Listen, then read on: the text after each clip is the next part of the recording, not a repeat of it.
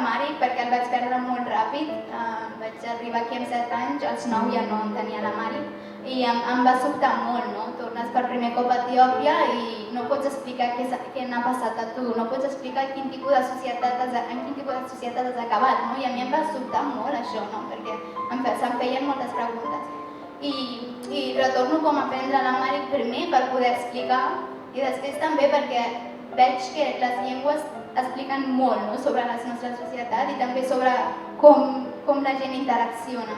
I em vaig tornar a aprendre l'Amàric a poc i de fet avui encara estic fent classes i a veure si algun dia puc arribar a poder treballar amb Amàric, no? Que seria com un dels objectius professionals meus.